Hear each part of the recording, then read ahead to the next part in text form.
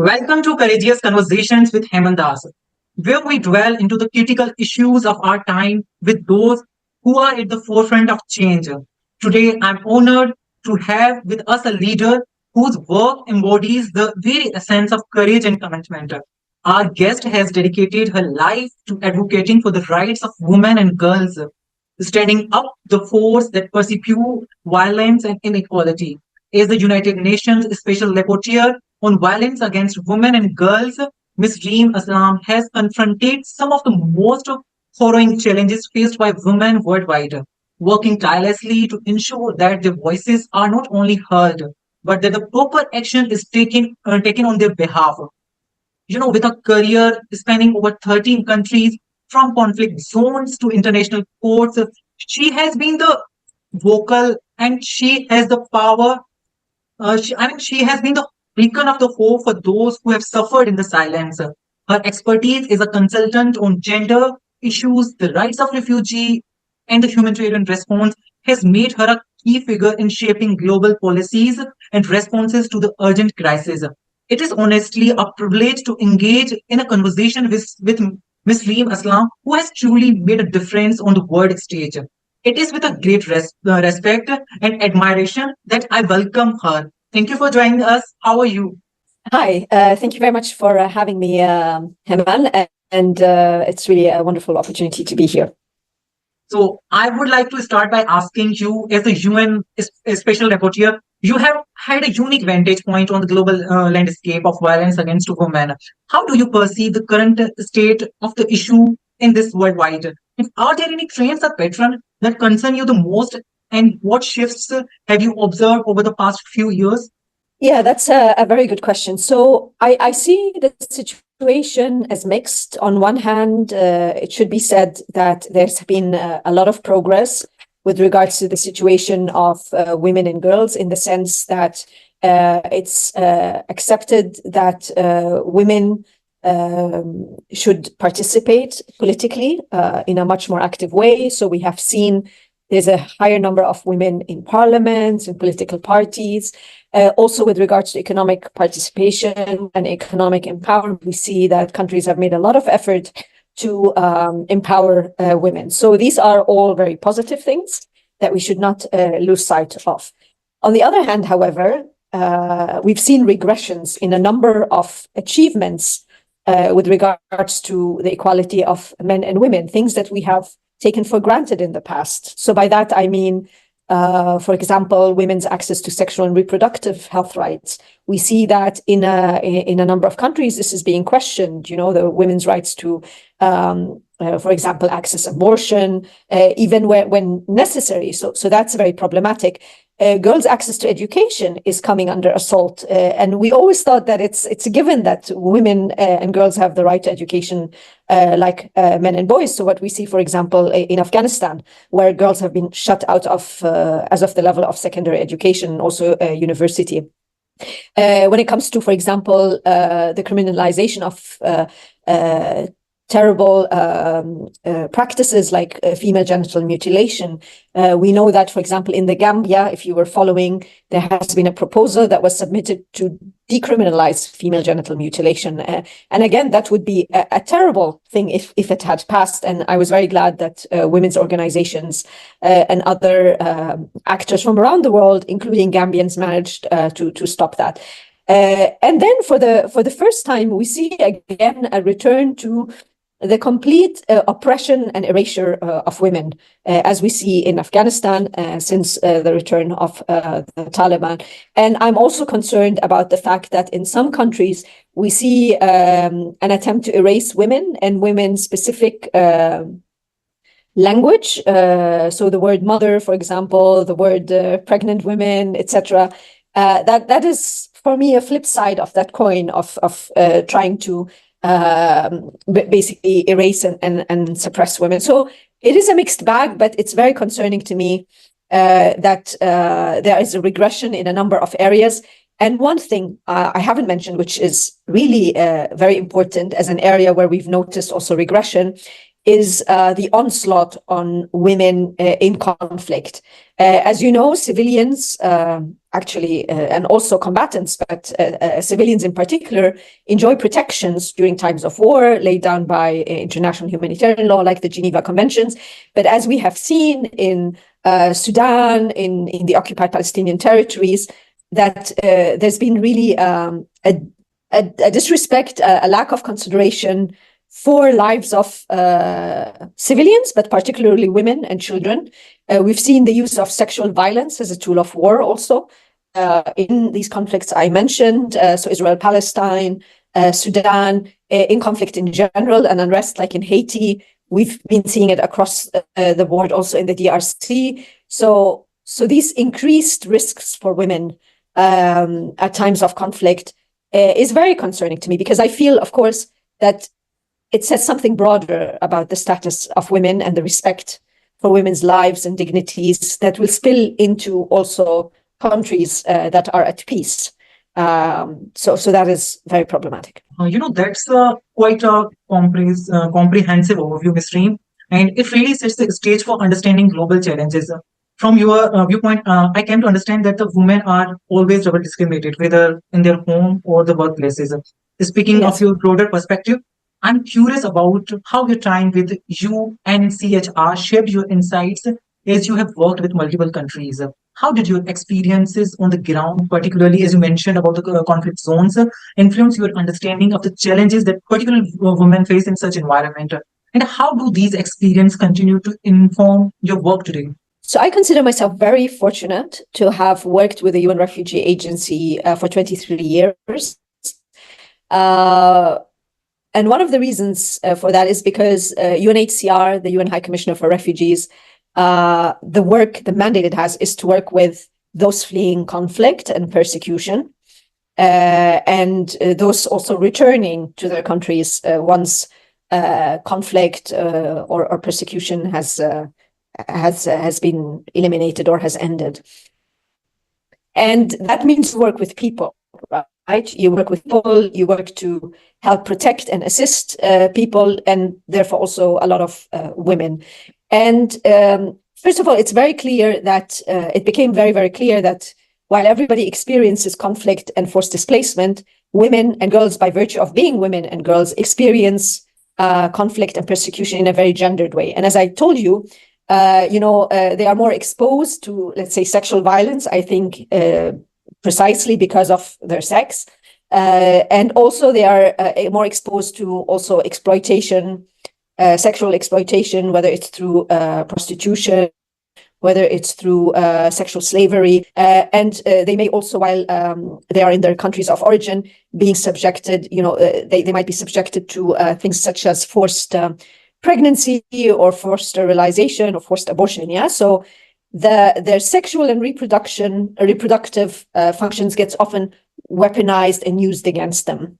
And also, many of the women that were fleeing persecution or severe discrimination at home because they are women, but also often because of other reasons. So this is what we mean when we say somebody suffers from intersecting grounds, right? Like many different factors combined together to produce a situation of discrimination. And for women, that was very clear to me, because in addition to, let's say, coming from a country where you are discriminated against because you are a woman, you could be facing even more discrimination because you are a woman, belongs to a religious minority that is discriminated against, or because you are a woman and you have political views that are not appreciated, or you are a woman and you belong to a racial minority. So like the odds are stacked against women in many places. And while they flee, women are then also exposed to a lot of different dangers, some of which I've mentioned. And when they arrive, many of them are forced to become the heads of households, either because their spouses, their husbands went missing or were killed, or they got separated. And that, of course, places an additional burden on them on trying to make ends meet. They also might suffer also discrimination and exploitation in the countries of asylum where they are. And so it's really, really difficult. But I've also learned from working with women, refugees, and with internally displaced, and also men, that refugees are very resilient people. They're incredibly strong, and it's just been incredible to be able to support them and help them. So I've seen a lot of tragedies, but I've also seen a lot of stories of hope and resilience from that. Yeah, I totally agree with you that the refugee people have the hopes and that's how they survive. And it is also clear that the on-ground experiences have deeply informed your work. And this brings me to the crucial aspect of what you do, understanding the root causes of violence against women, as you have talked about it. I mean, in your experience, what are the some most pervasive factors that contribute to this violence, such as persecution or any kind of violence, and how do they manifest differently in various cultural or regional contexts, just like in America or South Asian countries? So, as I mentioned, there's different factors that come together. One of them is it's really recognized that women and girls are discriminated against in many parts of the world because of their sex and gender. And that in a number of countries or places, there are social or cultural or religious norms that view women and girls, or females, let's say, as being of a lesser status, right? Or there are expectations of the roles they have to fulfill because they are viewed to be women and girls, and therefore of a lesser status, or they have to really fit in this box of being this or that, yeah, like a mother or an obedient wife, or etc., whatever the social expectation is. And as I said, there are also the other discriminations that come at play. So in a country, for example, where being Black is a cause for discrimination, or belonging to a race where you are untouchable, for example, is a cause for discrimination, then if you are a woman that belongs to these groups, then it will make the experience of discrimination even more pronounced. I think also the absence of proper legislation and policies that recognize and protect and uphold the equality of men and women, but also recognize sexual and gender-based violence against women and girls, and provide avenues for assisting and protecting survivors, and also provide avenues for recognizing that these are crimes that have to be eradicated. So working with all stakeholders in a society in order to address these causes that we've just mentioned. So working with media, working with education, on the education, working with the justice sector, with law enforcement, but also providing shelters, providing alternative economic income for, let's say, women that are survivors of violence. All this has to be put in place, and it has to be seen as a priority by the state and by the governments concerned. And it has to have adequate resources, right? So that's really important. Having policies in place that increase women's participation in society, in all parts of society. So when women are denied the avenues to participate, not just on women's issues, on all aspects of society, because they form more than half of society, 51%. So we have to make sure where women are shut out of processes, the society as a whole suffers, the prosperity of society suffers, not just the women. And also it makes it difficult to reach political solutions, to reach peace if a country has conflict, and also to usher in, development for a country. So that is also a problem. But I think one of the, let's say, biggest persistent factors that allows for discrimination and violence against women and girls is impunity. So if the message is to actual perpetrators of violence and future perpetrators that you can continue to commit violence and you will get away with it and you will not be punished and there will be no repercussions, then you pass the message that women and girls are fair game, that you can continue to do what you want. And that is a situation that will never help, that will, it will never be possible then to resolve this issue, to end violence. Yeah, even this reminds me about the Kolkata's in India's Kolkata's doctor rape case. Yes. With that said, I have seen so much. Trends on Twitter that formally acts that women are not safe anywhere in the world, not even their home places. And these issues are even complex and deeply ingrained issues. And when we consider these root causes, we also see how they interact with other forms of discrimination, such as race or gender-based violence or Yes. any other form of the violence. I just want to know how these Yes. intersections complicate effort to protect girls and women. And could you share an example where you were addressing these overlapping issues that made a significant difference in your career? So look, we've been talking how intersecting causes of violence can complicate or exacerbate an experience of discrimination for women. But if I'm a woman that belongs to, let's say, a religious minority, where this religious minority has lesser access to justice, has less access to opportunities of economic empowerment, where I am stigmatized because I belong to this minority, where I am marginalized, where, let's say, I cannot vote, where maybe I have problems acquiring even the nationality of the country where I am, then as a woman, if I suffer violence, I have nowhere to go to be meaningfully heard or to be meaningfully supported, because they will see me as a woman. That already means I'm, let's say, of a lesser status or a second-class person. But then on top of it, I am seen primarily as a member of that religious minority.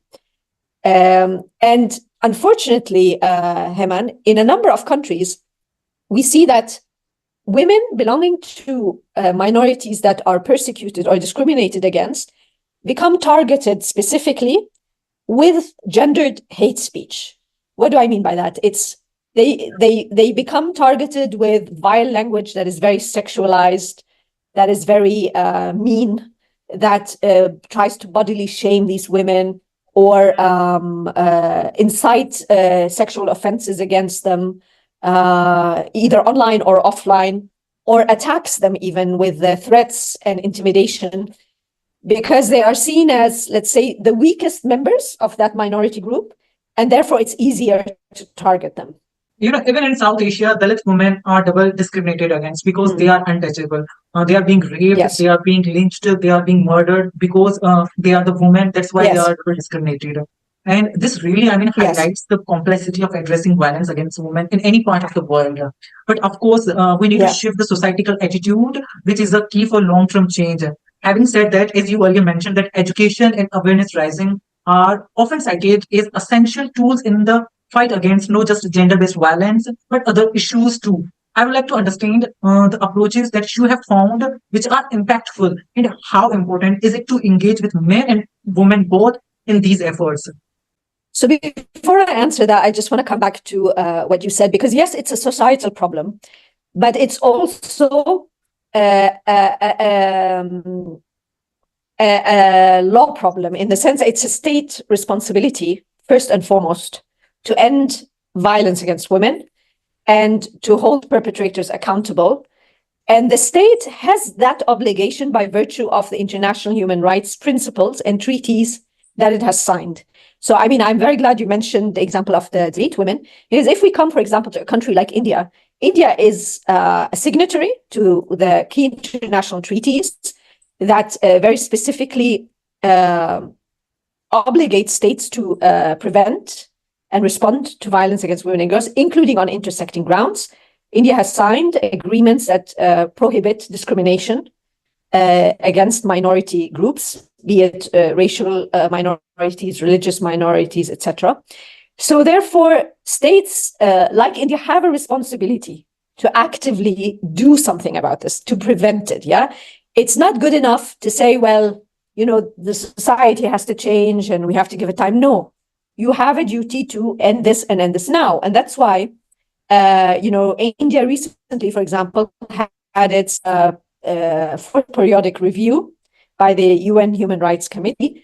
And a lot of what the Human Rights Committee spoke about is reminding India about its duties with regards to women in India, and the fact that it has to do more on changing social norms, on participation, political participation, and otherwise, about also addressing some of the problematic, like economic, like inheritance laws, etc., doing more on domestic violence, doing more on sexual violence. So, and of course, as you rightly mentioned, a key avenue for doing this, or vehicle, is education. And here I would say that the experience from around the world shows that, first of all, you have to embed a human rights education into the education system. And it has to start very, very early, while you can still sort of shape the thinking and views and beliefs of your citizens. So you have to start very, very early. And you have to emulate also this behavior. So because kids will emulate adults, and so they will also hear how women and girls are spoken about, how they are described. Everyone is aware of how the society and governments, for example, tolerate violence or threats against visible women in society, whether they are women in politics, women journalists, women in sports, women actresses. So if we tolerate gendered attacks against women that are active in society, then that becomes a problem, right? Because then you are saying that then you are allowing these attacks to discourage women from playing fully their role in society. So education has to start early, but not just at school. You really have to think about comprehensive education, including a lot of what people learn, as I said, through the media, through movies, online and offline. I've been very vocal, as you may know, on the issue and the very harmful effects of pornography, because that is also the main tool today through which boys, adolescent boys, but also men, form their sexual expectations, right? So since porn is more and more violent and becoming more and more accessible, including to kids, it is passing the message that you can and you should, and it's perfectly acceptable to engage in violence, sexual violence against girls. Because in porn, you see more and more violent porn, including gang rapes, including Lynching. choking, and use of frankly measures that can only be described as torture. So I strongly advocate for the elimination of porn and to introduce sexual education that is based on respect and dignity of all humans, including women and girls. And until that is done, to also make sure that there is an age verification modalities that are much stricter. And of course, all online facilitated technology and digitally facilitated technology has to eliminate content where there is violence and where violence is encouraged, and misogyny and attacks and sexist attitudes against women and girls. You beautifully said that how pornography affects the woman. Nobody talks about it. And it even further fascinated me that you talked about the human right education. Really nobody talks about it. There are the subjects like on the adult education, sex education, but nobody talks about the human right education. As you said, education is no doubt a powerful tool. And as you mentioned about the technology, which plays a significant role to both positively and negatively. I would be more interested to hear your thought on how we can leverage technology in this fight for positively. On the one hand, it can be used to spread harmful content and perceived abuse like pornography. At the same time, it can be a powerful tool for advocacy and support. How do you think we can harness the positive potential of technology to combat violence against women? Yeah, so there's a lot of talk about digitally facilitated violence against women and girls. And of course, my mandate, especially my predecessor, has written a lot about, this the specific way in which women and girls experience online violence. So there is a report that was submitted by my predecessor on this issue. Every also international and regional human rights mechanism working on women and girls has also looked at this issue, has dedicated attention to that. At the Human Rights Council, there's a lot of conversations around that, and there's also a number of resolutions that have been passed, whether at the General Assembly of the UN or the Human Rights Council, that have looked at that. So I agree with you that technology is a powerful tool that has helped, women and girls to get educated, to connect with others on to improve opportunities for advocacy, for coordination, for joint messaging, learning opportunities, as we said, working opportunities, exchange of information.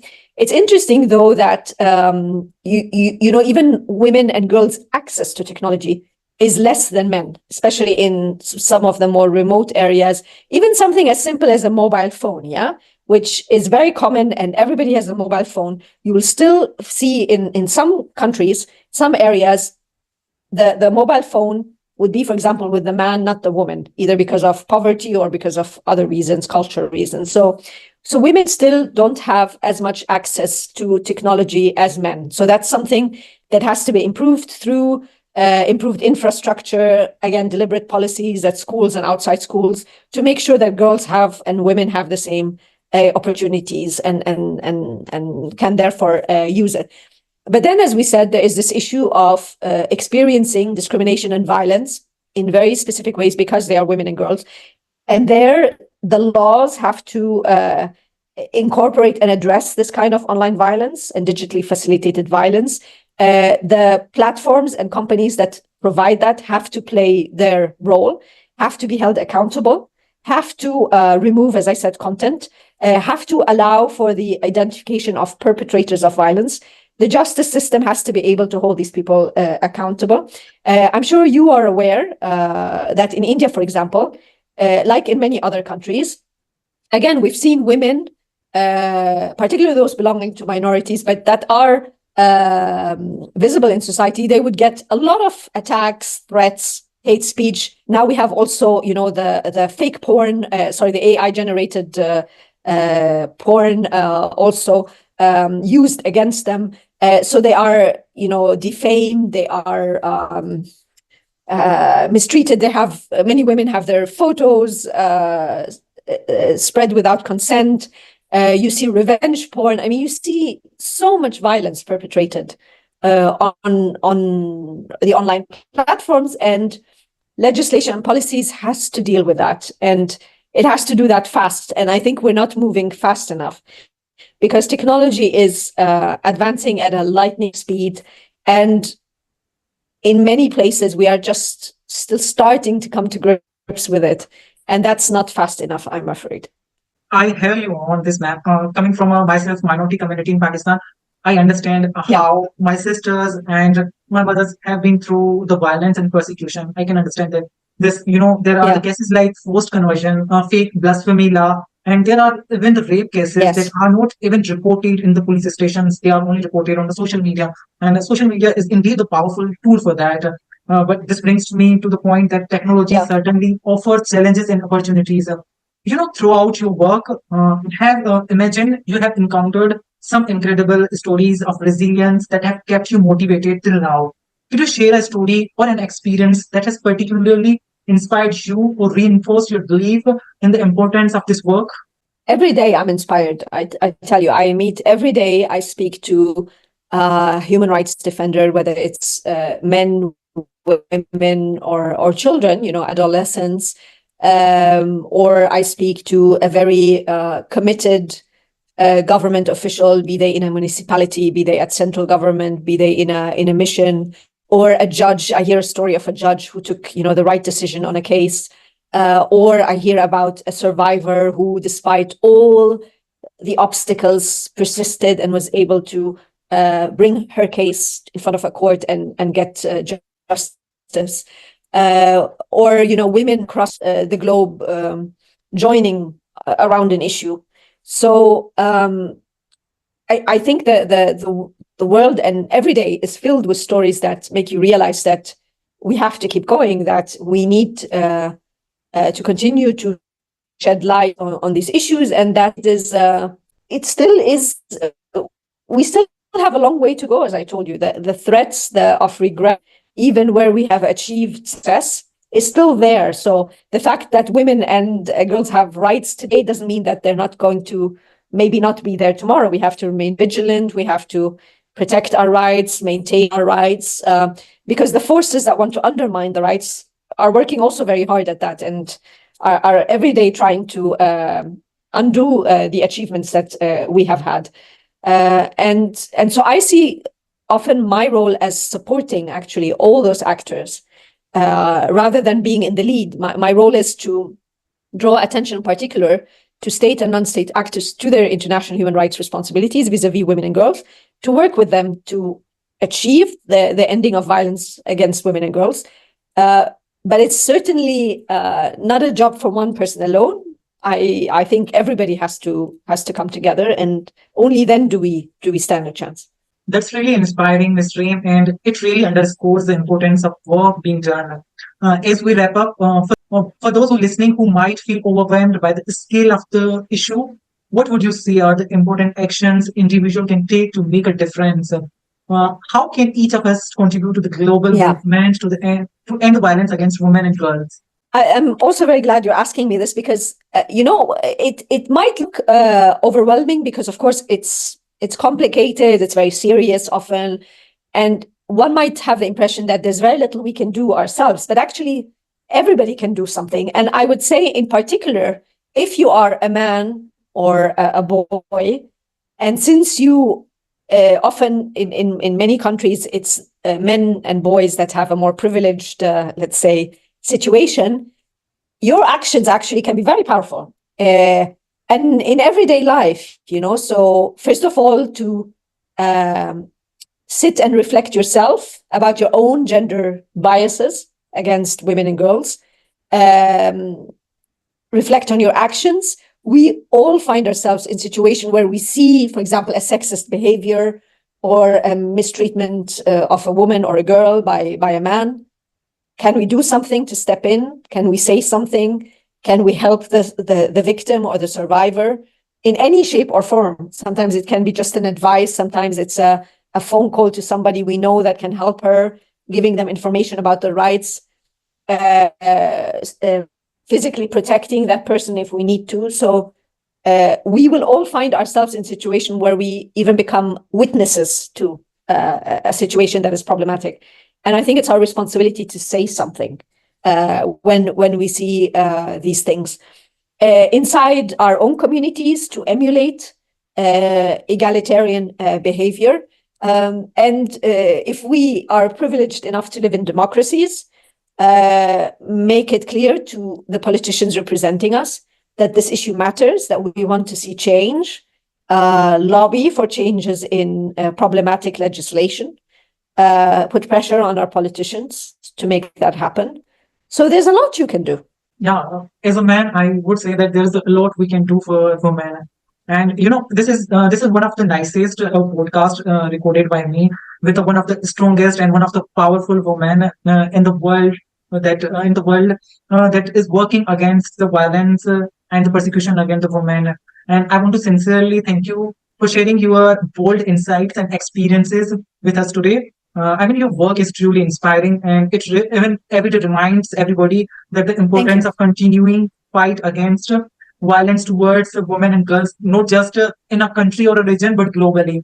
To our listeners, I hope this conversation with Ms. Reem has sparked a deeper understanding and a motivation to take action. As you just said, that no matter how small, to contribute this crucial cause, remember every step matters and counts.